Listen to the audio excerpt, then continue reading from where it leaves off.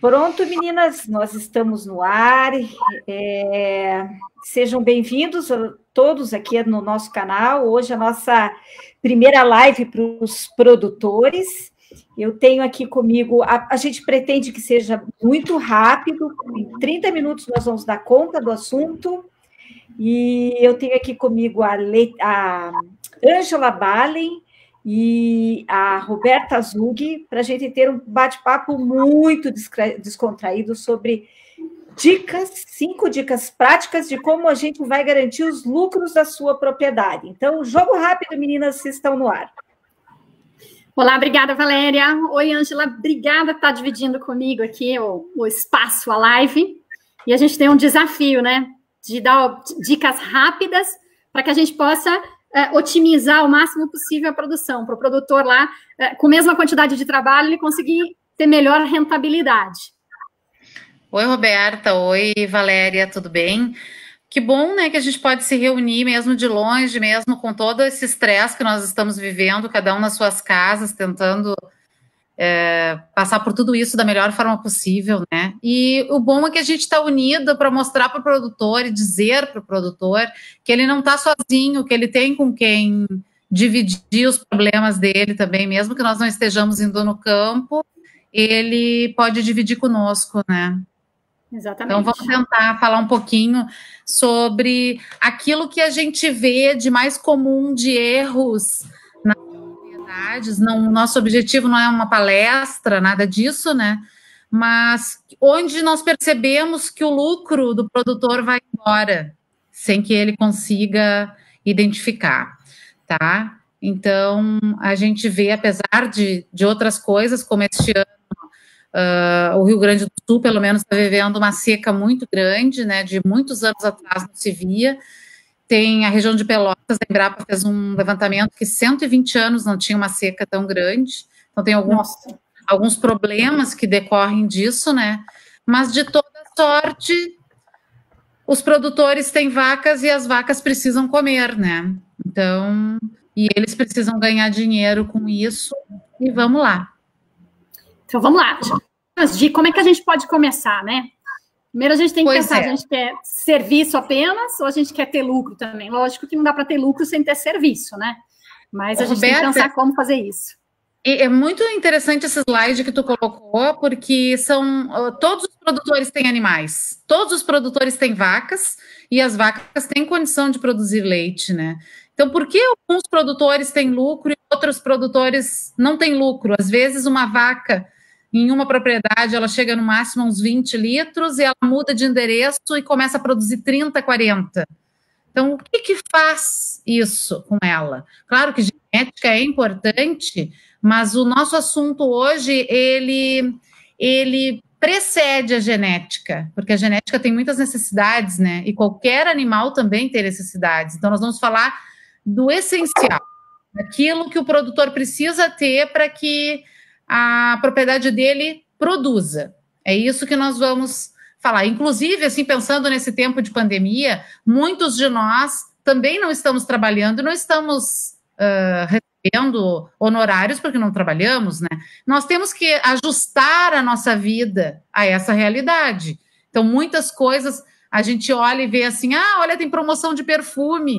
Como vai comprar um perfume, né? Tu não sabe o que vai acontecer daqui a uns meses, tu pode esperar, mas tu tem que comprar as coisas básicas da vida. Então, tu não vai deixar de comprar o sabonete para tomar banho, né? Esse precisa comprar. Então, o produtor precisa do essencial, tá? Nesse momento, principalmente. Então, como que a gente pode produzir, né, com baixo custo? Olha, a gente chama de fazer o básico bem feito. Na verdade, o básico, ele são regras bem específicas. É o essencial, né? O essencial é a manutenção da saúde do animal, que nós vamos ver mais adiante que alguns equívocos que os produtores fazem, eles têm consequências depois no dia a dia, na reprodução, na qualidade do leite. Tem probleminhas que vêm com isso, né? E a gente tem que prevenir doenças, evitar os gastos com tratamento, isso é bem importante. Então, o produtor que que se doutrinar a isso, e por isso que até o técnico é importante, porque muitas vezes no dia a dia, principalmente da pequena propriedade, onde o produtor ele é o economista, o engenheiro, o agricultor, ele é todas as categorias profissionais, muitas vezes ele não consegue estar assim tão atualizado com tudo, né? Com tudo. Então, o técnico é bom, quer seja um técnico particular da Emater, de quem quer que seja, do laticínio que ele vende leite, né? Porque o técnico ele vem de fora e ele chega e aquelas coisas que não estão bem saltam aos olhos do técnico. É mais fácil para o técnico identificar. Outra coisa interessante é que a gente tem que alimentar adequadamente os animais. As vacas, as bezerras, as novilhas, elas são animais que são poligástricos, né? Eles têm vários estômagos, eles são ruminantes. Eles não toleram qualquer atitude nossa. Eles, apesar de ser aquele bicho grandão, né? Que muita gente olha e diz, isso aí aguenta qualquer coisa. Não, é um animal que o sistema digestivo dele é delicado. Tu não pode... Sim, você tem um monte de animaizinhos dentro lá que tem que estar sendo alimentados de forma correta, né? Qualquer impacto, você acaba tendo uma mortalidade e impacta também na digestão da própria vaca. Exatamente. Então, eu sempre falo para os meus produtores que a vaca tem um confinamento dentro do rumen. Literalmente, isso mesmo. Então, ela tem o gado que ela cria dentro do rumen, né? E o produtor, ele quer fazer bem para o animal e às vezes ele faz mal sem querer, porque não sabe que aquele ambiente se desestrutura, né? Desculpa. O produtor tem que fazer os manejos necessários, os que são fundamentais, não pode fugir, ele vai ter que fazer. Em épocas, principalmente como agora, baixou muito o leite, a gente vê isso nas redes sociais, os produtores estão reclamando bastante. Tentar não inventar muita moda, não seguir muitas tendências do momento, assim, porque isso acaba tendo custos muito elevados, né? Então, cuidado, assim, em tentar inovar muita coisa neste momento. E outro cuidado importante é fazer os manejos, as coisas que têm que ser feitas na propriedade bem feito, para não ter que fazer resserviço. A gente vê muito assim, produtor planta pastagem sem umidade no solo. Aí nasce. Aí tem que replantar, né? Aí é um custo a mais, é tudo a mais. Então, cuidar todas, tentar se auxiliar com um técnico da região dele, uma pessoa que tem conhecimento e pode ajudar, para fazer certinho da primeira vez, né? Para não gastar de novo e não ter problema. Vamos lá, porque o tempo está passando. Bom, a primeira dica das nossas dicas é fazer o controle leiteiro. O que é o controle leiteiro? Porque eu já pedi para várias pessoas, tu faz controle leiteiro? É a minha CCS, o meu não sei o quê. Não, controle leiteiro é medição do leite. Você mede o leite que a sua vaca está produzindo, medir o leite dela no dia 1º do mês e no dia 15, ou no dia 15 no fim do mês. Por que isso é importante? Porque depois nós vamos ver que toda a parte de custos, ela deveria ser feita vaca a vaca. Porque a vaca tem um ciclo, né? Ela inicia produzindo um X de leite, porque a vaca foi feita para produzir leite para o filho. Então, o filho dela, se mamasse nela, não precisa leite durante um ano.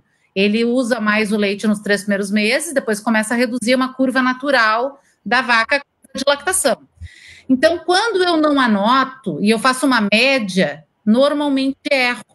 Por quê? Porque tem vacas que estão há muito tempo dando leite, produzindo leite, né? E elas já não produzem mais tantos litros quanto no começo. Então, para ter uma ideia, tem uma produtora que eu atendi há pouco tempo num programa aqui do Senar do Rio Grande do Sul, e ela me disse assim, eu estou gastando muito em ração. E eu falei para ela, mede o leite, vamos ver quais vacas. Ela dava uma média de 5 quilos de ração para cada vaca. Teve uma vaca que ela produzia 5 litros de leite. E ganhava 5 quilos de ração. Então, assim, ela estava pagando para trabalhar com aquela vaca. Foi uma vaca que demorou quase um ano para pegar cria, para emprenhar. A vaca não emprenhava e a vaca seguiu dentro do rebanho. Era uma vaca enorme, gigantesca, para o rebanho dela, para o padrão dela. E era uma vaca que não dava lucro, ela dava prejuízo. Então, quando ela tirou aquela vaca, quando ela começou a fazer isso, que ela começou a distribuir conforme a produção, ela começou a gastar muito menos. Isso é super comum a gente ver. Tem produtor que eu já fui, que encomendou ração para 60 dias, a gente fez controle leiteiro e a ração durou 4 meses. Então, Ângela, veja, tem equipamentos que já tem essa medição, né? Já sai tudo isso, já tem o próprio sistema já te dá essa informação. Só que também não adianta ter informação se ele não analisar, né? Porque exatamente. Ele tem a informação e ele não trabalha com isso, exatamente. Ele gastou, investiu, ele tem que fazer uma análise. Então, o produtor tem que aprender que ele tem que analisar os dados dele para produzir melhor, senão você não consegue, você investe, gasta, e gasta seu tempo e o dinheiro que é bom acaba não vindo, né? Roberta, o produtor de leite, assim como qualquer outro negócio, ele tem que enxergar o negócio dele como se ele tivesse uma farmácia, uma padaria, um mercadinho, um restaurante. Tem que ter entrada e saída de dinheiro. Só que ele ainda tem um fator humano ali, que é um animal que produz, né? Então, esse animal, ele oscila. O dia que a vaca faz cio, ela produz menos leite. Então, tem vários fatores que fazem ela oscilar. Mas quanto à questão da medição, eu concordo contigo. Antigamente, quando os produtores tiravam leite à mão ou no balde ao pé, naquele tarro transparente de plástico, era mais fácil de nós fazermos a medição, porque tu já anotava. Aí os produtores passaram, muitos produtores pequenos, principalmente, passaram para a ordenha canalizada, mas não compraram medidores, porque era muito caro. E aí ficaram com a ordenha canalizada sem medidor. Difícil para essa pessoa fazer, porque ela tem que fazer a ordenha quase que balde ao pé para fazer, né? Mas concordo contigo, ele tem que anotar 2 vezes por mês no mínimo, tá, Roberto? Se ele quiser ter um bom controle e fazer sobrar dinheiro. Vamos lá. Bom, a nossa segunda dica, então, lembrando sempre que nós trabalhamos com ruminantes, é ter um volumoso de excelente qualidade. A vaca nasceu para comer pasto. Nós fornecemos outras coisas para elas, não é porque a gente é legal, né? Porque a gente quer dinheiro. Então, ela nasceu para comer pasto. Eu tenho um pasto de boa qualidade, suficiente, quantidade necessária para ela, ou não? Se eu não tenho, como eu falei para vocês, né? Que o Rio Grande do Sul está enfrentando uma seca muito grande, a gente há um tempão vem sem um bom pasto aqui, para dizer assim, não, tá super bom, apesar de aqui dentro ter microclimas que estão melhor. Mas por isso que as propriedades de leite trabalham também com silagem, que é uma forma de tu estocar um alimento para uma época que o teu está conseguindo atender as necessidades, né? Para os animais confinados, ele faz parte da dieta do dia da vaca, mas para os animais que vivem a pasto, não, ela é uma suplementação. Bom, então isso é uma foto de um produtor atendido aqui, isso é o Azevém sobre Tifton, 85, são terneiras, a gente chama de terneiras bezerras, né? O pasto tem que ter, então, para todas as categorias animal, né? Pode passar, Roberto. Vamos mais rapidinho, senão a gente não vai conseguir. Também outra categoria de terneiras, também sobre Tifton 85. A silagem, então, como nós falamos, né? Ela tem uma série de normas que seguir, que hoje nós não vamos falar sobre isso tudo, porque não é o objetivo da nossa live, é só dar algumas dicas para o produtor. Talvez em futuras a gente possa falar disso, sim, né? A gente pode um dia só falar porque aqui essa foto aí mostra como é importante a compactação, peso em cima da silagem. São produtor ali de Teutônia, um casal que trabalha muito bem, e eles, depois de colocar terra em cima, eles colocam meio um azevém. Quando eles vão tirar a terra, só puxam as plantas, a raiz traz toda a terra junto. Então, evita aquilo que os produtores não gostam, que é tirar a terra com enxada ou alguma outra coisa assim. Aí, pasto, então, esse é um pasto em abundância, né? O que nós gostaríamos que todo mundo tivesse. Esse está quase passando do ponto um pouquinho, pode passar. Aí também, pode passar.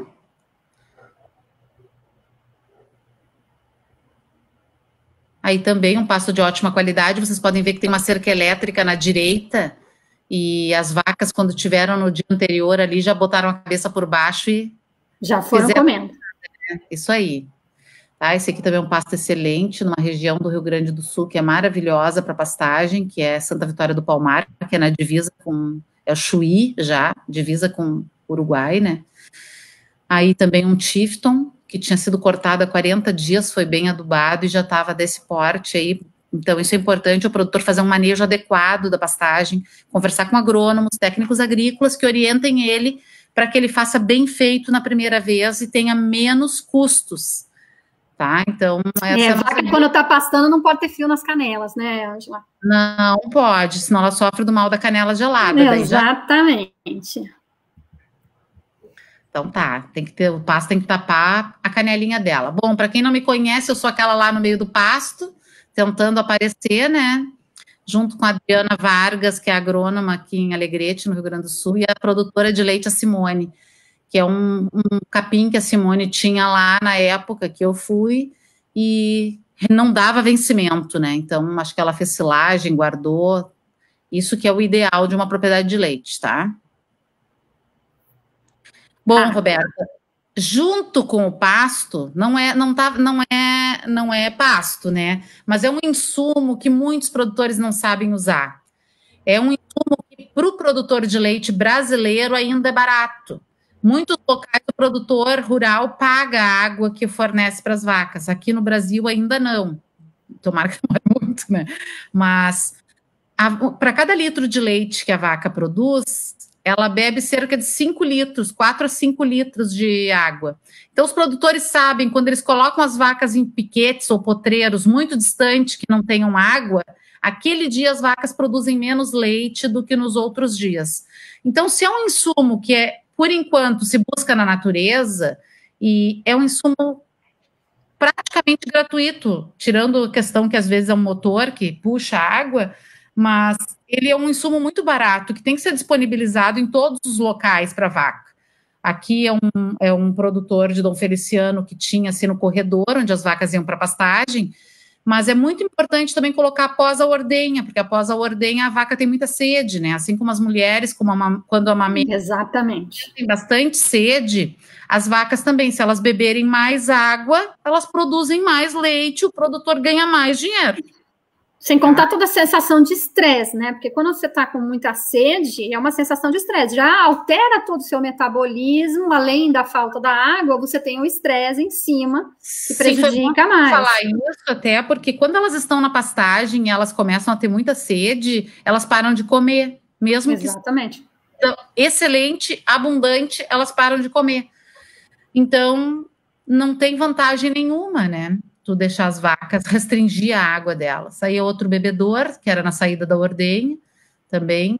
São coisas, não precisa ser grandes. Dá para adaptar, né? Dá para adaptar, tem que limpar, né? Deixar sempre limpo, assim, com frequência, limpar até a instrução normativa traz a necessidade do produtor limpar, né? Que vai ser feito, inclusive, auditoria e vistoria para verificar se está limpo. Ele precisa, esse é um dos itens da parte de boas práticas de campo, Ângela. Você tem que ter a água disponível, a parte de boas práticas para evitar esse estresse todo, e a água tem que ser de qualidade e sim, tem que ter bebedouros limpos, porque a gente pega bebedouro que, meu Deus do céu, né? Parece que acabou de lavar a sala de ordenha e a água da sala de ordenha, de tão sujo que tá. Então, a água tem que ser aquela água que o cara tem a coragem de colocar a mão e tomar. Né? Você olha uma água dessa, você vai lá e toma. E essa é uma água que você pode oferecer para os seus animais. Uhum. Até, né, Roberta, porque a água que não é limpa, ela tem contaminação, e essa contaminação, ela entra para dentro do corpo do animal, e o animal, ele é como nós, ele filtra tudo que ele ingere, né? Uhum. Exatamente. Então, vamos lá. É a nossa terceira dica. Fornecer ração por produção, né? Na verdade, é fornecer ração por merecimento, né, Roberta? Isso. Quem que merece? Todas as vacas são bonitinhas, queridas e amadas, todas. Mas eu tenho que fornecer ração por produção. A vaca que está produzindo mais, recebe mais ração. A vaca que está com a curva de lactação no final, que já produziu há 10, 11 meses, que atrasou por outros motivos, de emprenhar, né? Não pegou cria. Então, essa vaca não pode, ela tem que ser reduzindo. Mas eu não posso reduzir da minha cabeça. Por isso que é importante o controle leiteiro, eu tenho que anotar. Aí o meu pasto, ele vai me atender um X de litros, existem pastos que atendem 10 litros de leite. Se eu disponibilizar suficiente em quantidade e qualidade, a vaca consegue produzir 10 litros de leite no pasto, ou 12. Então, veja, Ângela, a gente já tem um monte de coisa que exige anotação. Anotação. Fazer sem registrar, não tem como. Então, negócio sem anotação é achismo, né? Então, e perder o dinheiro, porque você não sabe onde está vazando. Então, tem vários desses itens que exigem que você tenha registros. E não é só escrever, depois você tem que analisar aqueles dados, verificar o que está acontecendo também, porque ter uma caderneta lá com as coisas escritas e não avaliar o que tem, também não adianta, né? Então, ele tem que estar sempre trabalhando, ele tem que se habituar a analisar os dados, realizar os registros, fazer e analisar essas informações para tomar decisão adequada, para perder menos, para ganhar mais. Mas sabe, Roberta, da minha experiência, eu vou te dizer, dos 24 anos que eu estou no campo, é muito mais não anotação e não registro do que não decisão.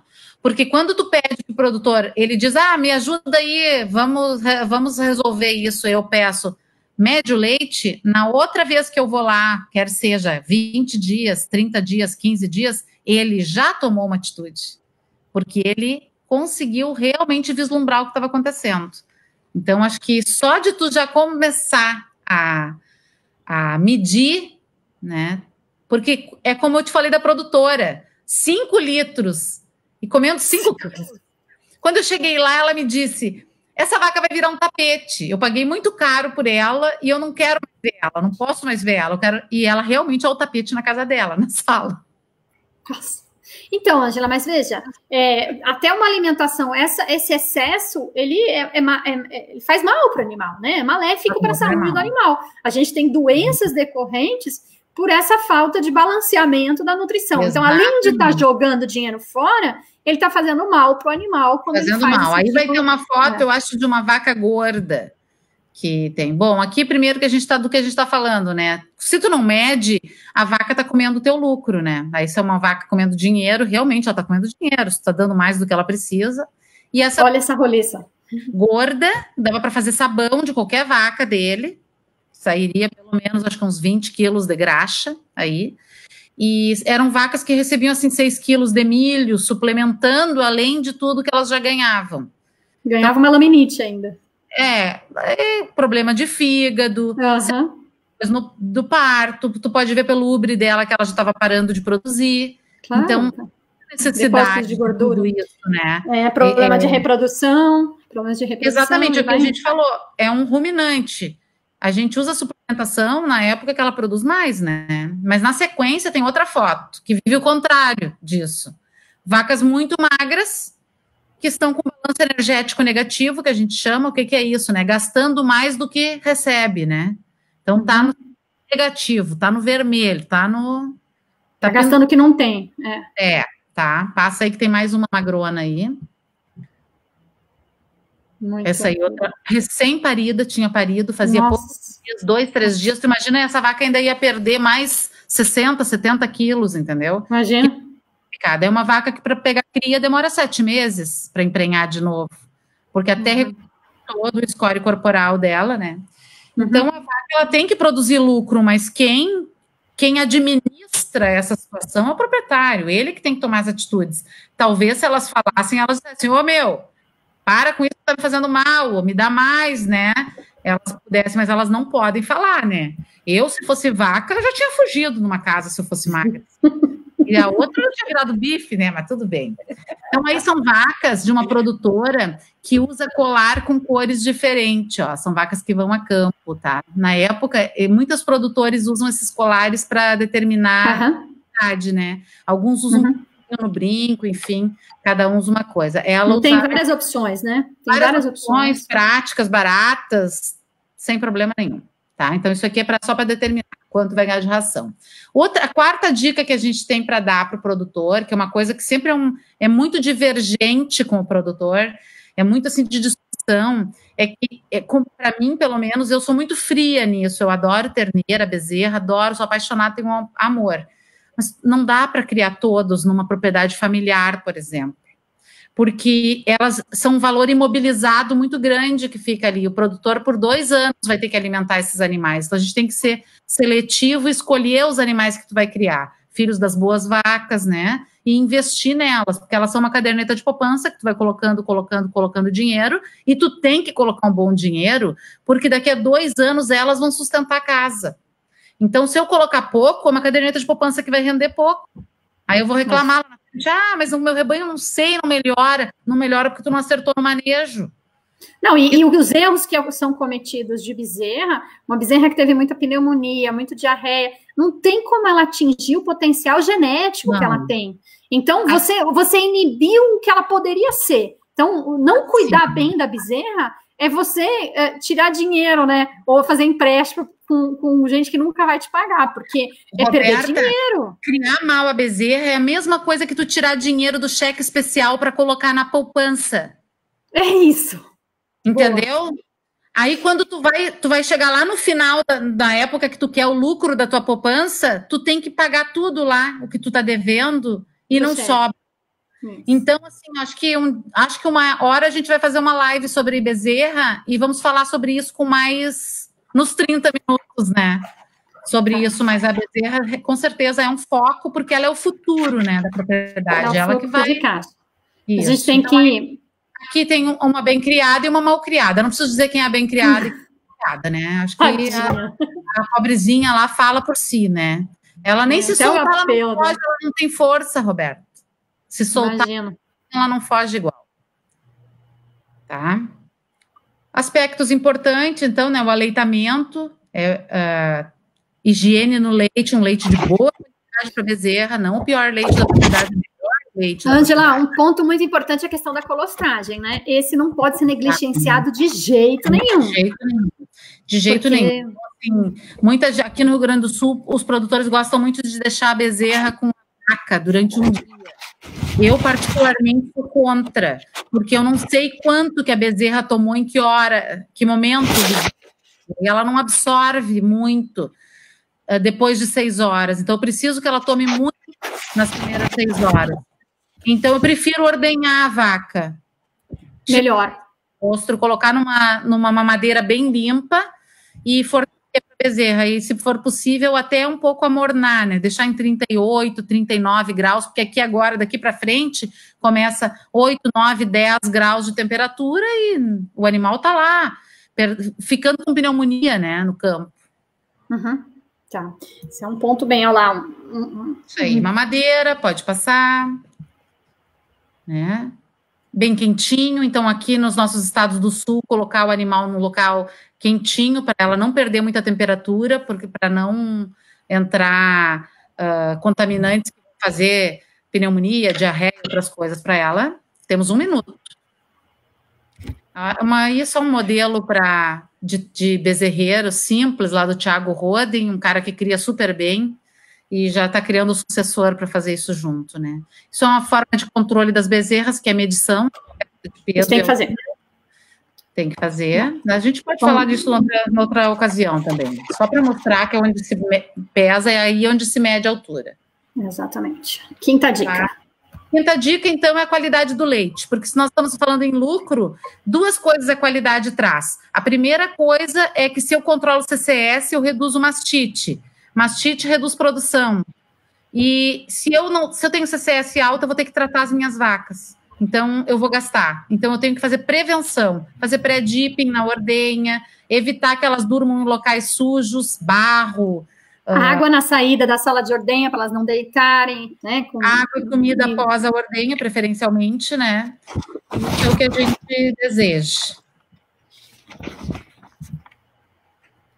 Tá? Então, aí pré-dipping, como fazer, né? Muitos produtores querem lavar só com água as tetas das vacas, não dá, porque a água não mata os contaminantes, os bichinhos que moram ali, as bactérias. Então, quando tu coloca a ordenhadeira começa a lavar a teta com leite e jogar esse leite para dentro da teta também, principalmente as ordenhas mais antigas, assim, que tem as mais modernas já tem sistema nisso, né? Mas não é uma coisa corriqueira no campo. Então, aqui é uma foto de uma vaca que chegou na ordenha e ela estava com o teto limpo. A gente só passa o papel toalha, não molha, não faz molhação. Passa o papel toalha, esfarela o que tiver ali e faz o pré-dipping. Então, aí sai o limpinho do papel toalha, né? Faz o pré-dipping e seca com papel. Então, por que precisa? Principalmente porque tem esse contaminante, esses pontinhos na volta do teto. Após, então, o pré-dipping, se retira os 3 primeiros jatos, que é o leite mais contaminado que a vaca tem, se faz outro pré-dipping, por isso que está aí uma segunda, e se seca de novo e acopla a teteira, coloca a teteira ali para ordenhar a vaca. Terminando a ordenha, se está aí então ainda seguindo antes, né? Se terminando a ordenha, se tira a teteira, coloca o pós-dipping e depois vai fazer. Não, olha, aí tem uma coisa só para mim falar, não pode usar pano, tá, Roberta? Não, de jeito não. Não pode, pano não. De jeito nenhum. Pano é para o gatinho dormir lá. Então, os 3 primeiros jatos, retira o correto essa caneca telada e azul, né? De fundo preto. Mas se a pessoa não tiver, ela pode tirar noutra coisa também, né? Mas o importante é ela porque a caneca de fundo preto, ela permite que a pessoa visualize se tem mastite clínica.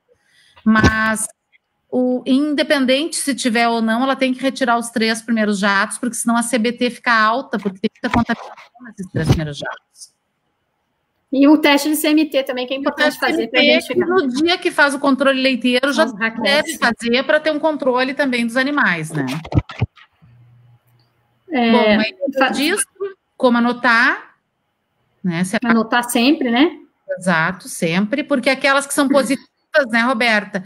A gente faz a sequência de ordenha, elas vão para o fim da ordenha e para contaminar as que não tem nada, né? É a chamada linha do leite, né, Ângela, que tem que ter. Isso, aliás, outro item que é obrigatório pela legislação. Então, não é nem capricho do produtor, é obrigação fazer linha do leite. Sim. Tá aí, então, terminada a ordenha, faz o pós-dipping, que vai ser o canal do teto, que ele não fecha imediatamente, ele demora de 30 minutos até quase 2 horas em algumas vacas. Então, é uma proteção que vai ter. Por isso, outro dia eu escutei numa rede social umas produtoras reclamando do preço do leite, que elas vão ter que parar de usar os produtos. Eu quase desmaiei, sabe? Porque eu sei que não é um valor baixo, só que se parar de usar os produtos, começa a dar um monte de mastite e o custo vai subir lá para cima, baixar a produção. Exatamente. É a vaca que morre de mastite, né? Então a gente fica assim preocupado com isso. Bom, aí é filtro, que também é obrigatório, né? Tanto com o coador quanto filtro de também é obrigatório. É obrigatório pela legislação. Exatamente. E toda a parte de limpeza, né, Ângela? Acho que a gente já está finalizando aí nosso período. Toda a questão de limpeza, ela é impactante, porque o leite é um produto altamente contaminável dentro da propriedade rural. Eu sempre brinco com o pessoal e falo, olha, é como se você tivesse um abate, um frigorífico dentro de cada propriedade, porque é um produto que é extremamente rico, do mesmo jeito que ele é muito nutritivo para nós, seres humanos, ele também é nutritivo para as bactérias que estão lá, né, que vão se proliferar. Ele é um meio de cultura, né? Então, a limpeza, ordenha, fazer todo esse procedimento, que é outro requisito também da legislação, ele acaba sendo... Não tem discussão, né? Não dá para fazer meia limpeza. Ele tem que fazer uma limpeza completa, porque se ele não fizer, ele vai ter que refazer. E em retrabalho, você trabalha 2 vezes. E os erros que a gente vê, Roberta, no campo, na questão de limpeza, é erro de temperatura. As pessoas não respeitam a temperatura. Muitas vezes erram em alguns detergentes, como tem empresas que produzem detergente ácido para 40, 42, 43 graus, e as pessoas querendo ser melhor, aquecem a 70 e inativam o produto, né? Então, cuidado para respeitar o rótulo, ler o rótulo. A gente sabe que o pessoal da nossa idade já está com dificuldade, né? Tem que usar o óculos, então não consegue ler, pede para um jovem ler para anotar, né? Fazer uma medidinha. Eu faço sempre medida para os produtores, corto uma garrafinha PET, uma coisa assim, uma medida e poderem trabalhar dessa forma. Então, esse é um ponto bem importante. E erro de tempo de circulação também. Tá, esse é outro ponto que a gente tem que estar o tempo todo cuidando, né? Uhum. Aí o pessoal fazendo com... Aqui se usa muito transferidor ainda, né, de leite em algumas propriedades. E aí o que nós falamos, qualidade do leite, a limpeza do resfriador. O resfriador não é para lavar com água e detergente de cozinha. Não, isso, para fazer espuma. Não é adequado. Ele cria biofilme, que as pessoas nem sabem o que é o biofilme, mas o biofilme é uma camada que protege as bactérias para que elas não morram. Então, ele precisa ser limpo com detergente alcalino, clorado e detergente ácido com água limpa, não água suja, uma água limpa. A água tem que ser de qualidade, sem dúvida. Exatamente, uma água de qualidade, tá? Clorada, de preferência. Tem que ter uma caixa d'água lá. Aí vem os limites, né, e as perdas de produção que se tem pela CCS alta. Então, uma CCS aí de 500 mil... teve uma perda de 6% da produção. A vaca comeu a mesma coisa, mas não saiu lá nas tetas dela o que era para sair, né? Isso é prejuízo. Então, manter uma CCS baixa é uma questão de lucro, não é uma questão de detalhezinho, né? É para ter lucro mesmo. O CBT também em torno de 300 mil e muito obrigada. Então, agradeço, Ângela, para a gente vai ter que fazer mais uns bate-papos aí para dar uma destrinchada. Mas o importante é o produtor ficar de olho. Nós estamos num momento crítico para todo mundo, né? Não é só do produtor de leite. Na verdade, o produtor de leite, de certa forma, é beneficiado, porque ele já está em home office sempre, né? Ele já está trabalhando em casa, então é um setor que é essencial.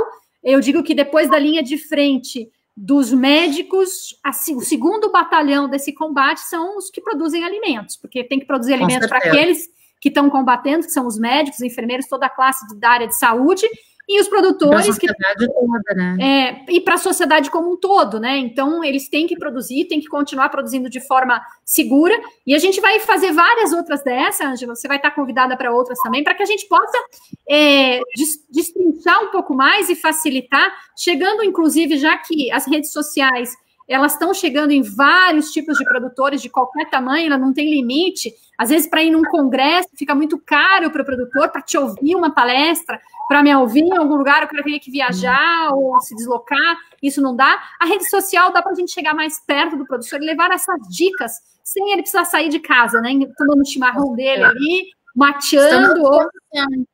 E aí,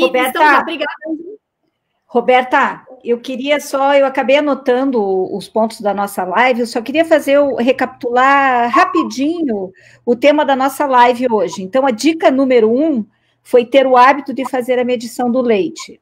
Isso. Confere, meninas. Confere.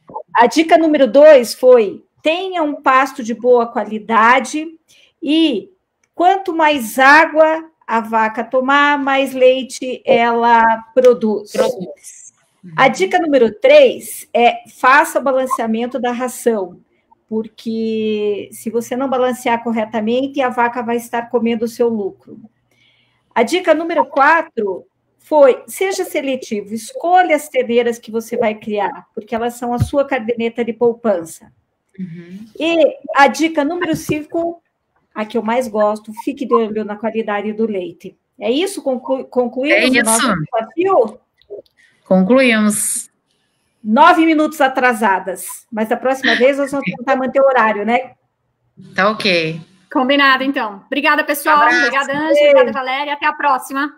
É.